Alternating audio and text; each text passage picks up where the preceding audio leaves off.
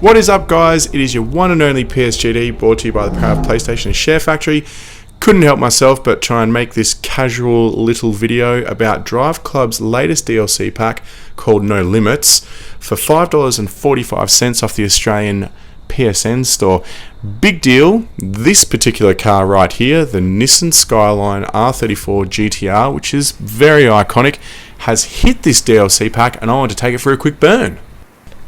This pack was actually quite cheap, $5.45. All the previous ones have been $8.95 roughly, so it was pretty much a no-brainer for me to go pick this one up. But I mean, the R34 GTR, what do we all know? I don't know, what do I know it's famous for? Well, it is Fast and Furious. Paul Walker, pay a little bit of a tribute there to him. And I mean, who didn't want that car after Paul Walker thrashed that around in a number of different Fast and Furiouses? So let's jump into it. Really, the biggest thing that I noticed straight away that I really wanted to talk to anyone who's interested in DriveClub about was the handling on this car. Now, DriveClub is a arcadey racer, right? So you're never ever really going to sort of get the I need to turn the car in at this point, and it will not slide because I'll have enough mechanical grip, enough aero to get this car working, so it should be fine. It's kind of like one of those, we all know it's a hybrid, right? But the addition of this particular car has its physics and its handling are very, very different.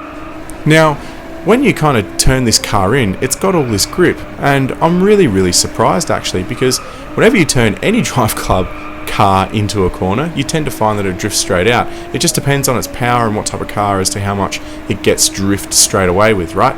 So if you brake correctly now and then put the hammer down, the car is so stiff and it feels like it is really, really connected to the bitumen, I guess. And the whole point of me talking to you about it today is just that you don't get that feeling with any other car. I feel like personally they've made this car a very, very well handling car, which is kind of cool, but it goes against what I think is the mechanism or the model in which they actually built this game. So just a really, really interesting variation. If you don't have the pack, absolutely worth going and playing it.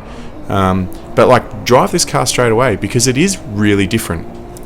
Now, typical of DriveClub, the inside of the cockpit is just incredible. The dials up on that little screen above the air conditioning vents, they actually work. In most other games, they don't.